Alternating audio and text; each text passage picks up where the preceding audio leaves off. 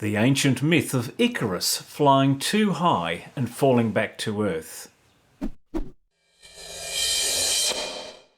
Pieter Bruegel the Elder painted landscape with the fall of Icarus around 1560. It is still on display in Brussels at the Royal Museums of Fine Arts. A painting's title can be helpful, for without it we may not have pieced together what these two legs and loose feathers may have meant. Briefly, in Greek mythology, Icarus and his father Daedalus had been imprisoned by King Minos. Daedalus was a skilled craftsman and made them each wings out of feathers bound together by beeswax so that they could escape. Daedalus warned his son not to fly too close to the water, lest his wings get damp and clogged up. Neither to fly too close to the sun, lest the wax would melt from the heat. Of course, as one moves higher into the Earth's atmosphere, it actually gets colder, but physics and atmospheric properties were not big features of Greek mythology. And if we can get past the wings actually working at all, we need not be bothered by such details. Perhaps the early Greeks never noticed that even as they went up a mountain it got cooler, but I digress. The two warnings of flying too low or flying too high are warnings of complacency and hubris. The complacency of flying too low is not to put in enough effort, to assume it will just work out anyway, to not exert yourself. Maybe you think others will pick up the slack. The classic university workgroup scenario where someone, usually you, seems to do all the work and most of the others are freeloaders.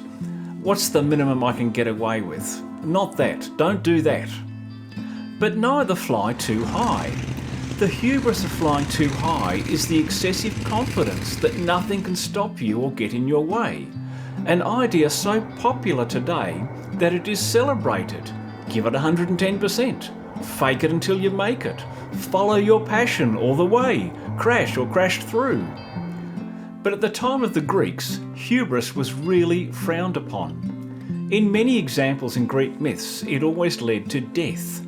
It was considered a form of arrogance, an affront to the gods. Well, Icarus crashed. He did not heed his father's advice, flew too high, the wax in his wings melted, and he plummeted to earth, drowning in the sea. The painting's main subject, Icarus, is given little space on the canvas. Rather, we have a ploughman turning the sod, either oblivious or uncaring about the fate of Icarus. A shepherd looking up into the sky with a sense that he has just seen something unexpected fly over his head. An angler fishing, again seemingly oblivious to Icarus's plight. A sailor climbing the ropes. The story is clear. Each of these is diligently following their appointed roles. Only Icarus has tried to fly beyond his instructions. We are told today to follow our dreams no matter the cost, but surely there are limits. While not wanting to be bound by false limits, we also need to be aware of real limits. After all, my dream, now that I'm in my 60s, to represent Australia in gymnastics just ain't gonna happen. As is often the case, the best path is somewhere in between. Yes, we should strive, but we should also have a sober view of our capabilities. Definitely an unpopular idea today, but not so much at the time of Pieter Bruegel the Elder. In the distance are other ships, a magnificent port city, and on the other side of the bay another city. On the horizon the sun has begun to set, the mechanism of Icarus's demise quite distant in the painting. Art like this, moving out of medieval times and into the Renaissance, still seems to be struggling with linear perspective.